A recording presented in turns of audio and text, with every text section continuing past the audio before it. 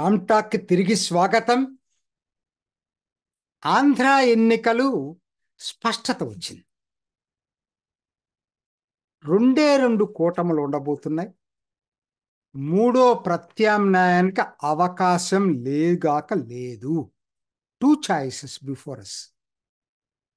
వాస్తవానికి 2019 తర్వాత మూడో ప్రత్యామ్నాయం కోసం కృషి చేయటం అయితే జరిగింది. వీళ్ళిద్దరే కాకుండా మూడో వాళ్ళు కూడా రావాలి అనే ఉద్దేశంతో అటు జనసేన ఇటు బీజేపీ ఇద్దరూ కూడా ఓ ప్రయత్నం అయితే చేశారు. సీరియస్ ప్రయత్నమే చేశారు. సరే, బీజేపీకి ఉన్నటువంటి చాలా లిమిటేషన్స్ ఇక్కడ ఉండటం వల్ల బాధ్యత ఎక్కువ జనసేన మీద ఉందనుకున్నారు. కానీ దురదృష్టవశాత్తు పవన్ కళ్యాణ్ మీద ఎన్నో ఆశలు పెట్టుకుంటే తను వైఫల్యం చెందాడని చెప్పక తప్పదు. మూడో ప్రత్యామ్నాయాన్ని నిర్మించలేకపోవటానికి ప్రధాన బాధ్యత మాత్రం పవన్ కళ్యాణ్ వహించక తప్పదు.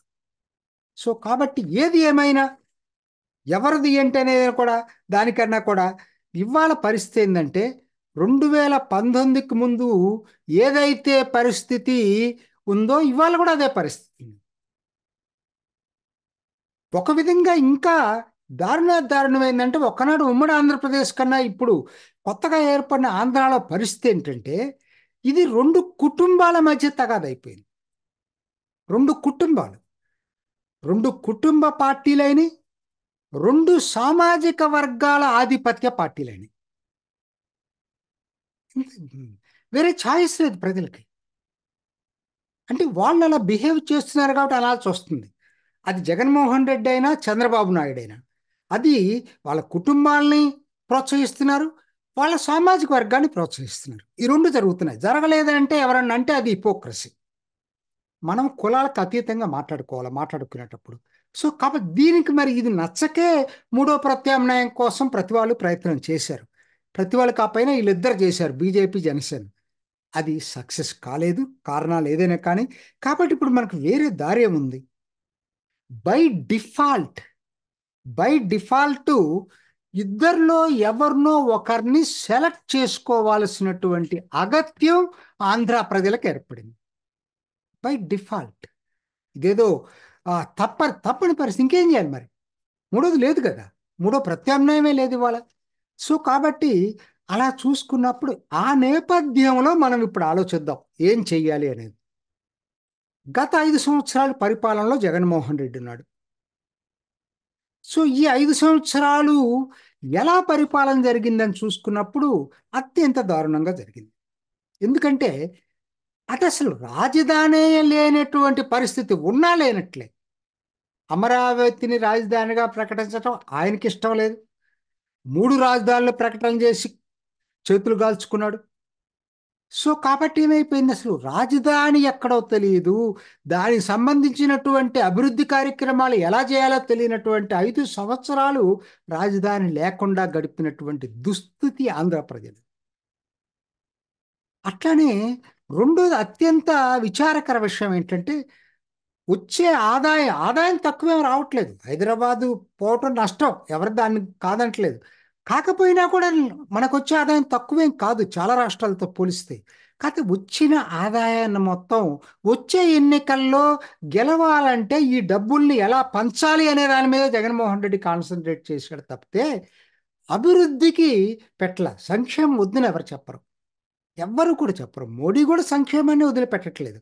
సంక్షేమాన్ని అభివృద్ధిని బ్యాలెన్స్ చేసుకుంటా వెళ్ళాలి. అట్టర్ ఫెయిల్యూర్ జగన్మోహన్ రెడ్డి ఆ విషయంలో. అందరికన్నా అట్టర్ ఫెయిల్యూర్ జగన్మోహన్ రెడ్డి దాని నుంచి బ్యాలెన్స్ అయిపోవటంలో.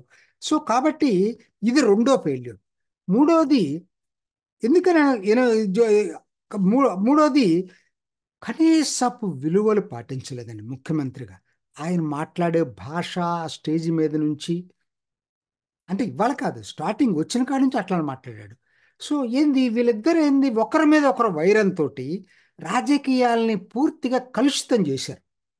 ఆంధ్ర రాజకీయాలంటే కొంచెం ఏమాత్రం మర్యాద తెలిసిన వాళ్ళు అసహించుకునే పరిస్థితికి చేసుకొచ్చి పెట్టారు. ప్రధాన బాధ్యత మరి అధికారంలో ఉన్నప్పుడు ఈ జగన్మోహన్ రెడ్డి మీద ఉంది, ఈయనే రెచ్చగొట్టడం కూడా చేయటం జరిగింది. అవతల ప్రతిపక్షం మాట్లాడినా ఈయన సంయమనం పాటించాల్సింది పాటించలేకపోయాడు. అదే కాదు కదా, విలువలు ఎక్కడున్నాయి వాళ్ళ చెల్లెని అంత దారుణంగా ట్రీట్ చేయటం అనేది ఎన్ని చెప్పినా భారత్లో కుటుంబ వ్యవస్థలో ఇటువంటివి వచ్చినప్పుడు మాత్రం ఆలోచిస్తారు ప్రజలు. అలానే బాబాయ్ హత్యను 5 సంవత్సరాల తర్వాత కూడా పరిష్కరించకపోవటం, అందరి భావన ఏంటంటే ఎటువంటి భావన ఉందంటే హంతకుల్ని రక్షిస్తుంది జగన్మోహన్ రెడ్డి అనేటువంటి భావన బాగా బలంగా ఉండటం. సో ఇవన్నీ టోటల్ ఫెయిల్యూర్ అయినా. సో మరి ఏం చేయాలి, ఇటువంటప్పుడు ఏం చేయాలి అని అనుకుంటున్నప్పుడు, అంటే అంతకుముందు చంద్రబాబు నాయుడు పాలనకి సర్టిఫికెట్ ఇద్దామా అంటే సర్టిఫికెట్ ఇవ్వలేం. సర్టిఫికెట్ ఇవ్వకే కదా ప్రజలు మళ్ళీ జగన్మోహన్ రెడ్డిని ఎన్నుకుంది. కాకపోతే ఇంత దారుణం కాదేమో అని ఇప్పుడు అనుకుంటున్నారు జనం. కనీసం కొంత ఏదో కియా మోటార్ ఫ్యాక్టరీ వచ్చింది, చిన్న చిన్న పనులన్నా చేయటం, అభివృద్ధికి కూడా కొంత డబ్బులు ఖర్చు పెట్టాడు. ఇలాగా మొత్తం సంక్షేమానికి కాకుండా అభివృద్ధి కూడా కొంత డబ్బులు ఖర్చు పెట్టాడు. ఆయన చేసిన పొరపాట్లు చాలా ఉన్నాయి. అమరావతి మీద ఎక్కువ దృష్టి కేంద్రీకరించడం, 30,000 ఎకరాలతో రాజధాని కట్టుకునే బదులు ఆయన ఒక 3,000 ఎకరాలు తీసుకొని మిగతాది మొత్తాన్ని కూడా చేసుకొని ఉంటే అసలు రాష్ట్రం మరి బాగలేనప్పుడు ఆర్థిక పరిస్థితి ముందు దాని గురించి ఆలోచించాల్సింది. సరే అలా చెప్పుకుంటూ పోతే చాలా ఉన్నాయి చంద్రబాబు నాయుడు తప్పులు కూడా. నేను ఇప్పుడు సమస్య ఏంటంటే మీకు చాయిస్ లేదు, ఇద్దరులో ఎవరో ఒకరు సెలెక్ట్ చేసుకోవాలి. సో ఎవరు గుడ్డులో మెల్ల, ఇదంతే. మరి ఇంతకన్నా మనం చేసుకోవడానికి ఏముంది ఇప్పుడు మనం ఆలోచించుకోవడానికి? గుడ్డులో మెల్ల అంటే అర్థం సెలెక్ట్ చేసుకునే వ్యక్తి గొప్ప వ్యక్తి అని కాదు, తక్కువ ప్రమాదకారి ఎవరనేది. అంతకు మించి తక్కువ మనకి ఆంధ్ర రాష్ట్రానికి తక్కువ నష్టం ఎవరి వల్ల జరుగుతుంది, తక్కువ నష్టం ప్రమాదకారి అన్నం, తక్కువ నష్టం ఎవరి వల్ల జరుగుతుందని చూసుకున్నప్పుడు చాలా క్లిష్టమైన పరిస్థితి సెలెక్ట్ చేసుకోవడం. ఇంకొక ప్రమాదం ఏంటంటే పోటీ పడి ఇద్దరు తిరిగి మళ్ళీ ఈ ఎన్నికల్లో పాపులిజం పాపులిజం పాపులిజం, నువ్వెంత పంచిపెట్టావు, నేను అంతకన్నా ఎక్కువ పంచిపెడతా, ఇద్దరు పోటీ పడుతున్నారు. అంటే రాష్ట్రాన్ని అభివృద్ధి పదంగా నడిపే బదులు మళ్ళా ఇంకా దీంట్లోకి ఆర్థిక పరిస్థితి దారుణంగా తీసుకెళ్తున్నారు వీళ్ళు. అయినా కూడా ఏం చేయగలం మనం, మనకు వేరే ఛాయిస్ లేదు.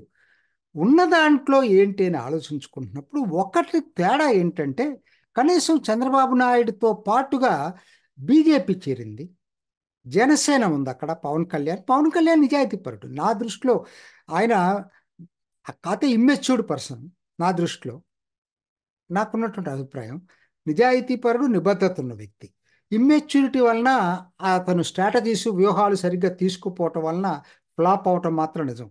కాకపోతే బీజేపీ లాంటి పెద్ద పార్టీ అండుంది దీనికి, ఇప్పుడు ఈ కూటమికి, అది మనం మర్చిపోవద్దు. ఎందుకంటే బీజేపీకి పరిపాలనా అనుభవం చాలా ఎక్కువ ఉంది. సో కాబట్టి ఖచ్చితంగా ఒకవేళ వీళ్ళు తప్పుదారి వెళ్తా ఉంటే సరిదిద్దటానికి, సలహాలు ఇవ్వటానికి పైన మోడీ ఉన్నాడు, బీజేపీ పార్టీ ఉంది వీళ్ళ కూటమిలో. రెండోది, కేంద్రం ఎప్పుడైతే ఎన్డీఏలో భాగస్వామో, కేంద్రం ఆంధ్ర బాగలేదనుకుంటున్నాం కాబట్టి ఆంధ్ర ఆర్థిక పరిస్థితి ఖచ్చితంగా కేంద్రం అధిక, మళ్ళీ మీరు అనొచ్చు బీజేపీ అలా చేసింది, అంతకుముందు ఇలా చేసింది అనేది. ఇప్పుడు అది సమస్య కాదు.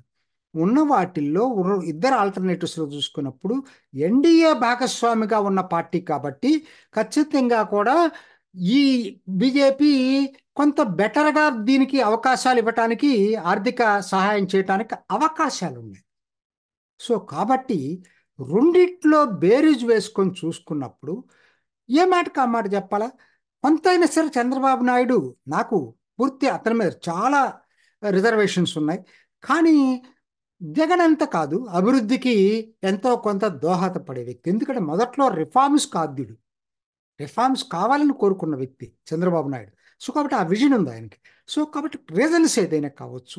ఇవాళ ఈ ఇది ఈ రెండిట్లో ఒకరిని తక్కువ నష్టం ఎవరినైనా సెలెక్ట్ చేసుకోవాల్సిన పరిస్థితి వస్తే ఎన్డీఏ కూటమిని సెలెక్ట్ చేసుకోవటమే మనకున్నటువంటి బెటర్ ఆల్టర్నేటివ్. ఇంతకన్నా కూడా బెటర్ ఆల్టర్నేటివ్ ఉంటుందని నేను అనుకోను. అంత మాత్రాన్ని నేను చంద్రబాబు నాయుడుకి సర్టిఫికెట్ ఇచ్చినట్టు కాదు, ఎన్డీఏ కూటమి గెలవాలని కోరుకుంటున్నాను. అంటే అందరూ గెలవాలి, చంద్రబాబు నాయుడు పార్టీతో సహా అందరూ కూడా ఆ కూటమిలో గెలవటం వలన కనీసం గుడ్డులో మెల్లగా ప్రభుత్వం ఉండే అవకాశం ఉంది, పరిపాలన కొంచెం బెటర్గా ఉండే అవకాశం ఉంది ఇప్పటికన్నా కూడా. అంతేగాని ఏదో ఒకరికి వ్యతిరేకం ఒకరిదని కాదు, ఉన్న వాటిల్లో తక్కువ నష్టం దీనివల్ల ఉంటుంది కాబట్టి, ఎన్డీఏ కూటమిలో ఉంది కాబట్టి ప్రజలు ఈ కూటమి వైపు మొగ్గు చూపటమే మంచిదనే అభిప్రాయం మాత్రం నాకుంది. చూద్దాం ఎలా ఉంటుందో. ఇది ఈనాటి రామ్ టాక్. ఇంకొక ఎపిసోడ్లో మళ్ళా కలుసుకుందాం. నమస్తే. చూసారు కదండి, మరి ఈ వీడియో కనుక మీకు నచ్చినట్లయితే ఒక లైక్ కొట్టేసి మీ అభిప్రాయాన్ని కూడా కామెంట్ బాక్స్లో తెలియజేస్తూ ఇలాంటి ఇంట్రెస్టింగ్ అప్డేట్స్ కోసం మా ఛానల్ని సబ్స్క్రైబ్ చేసుకోండి.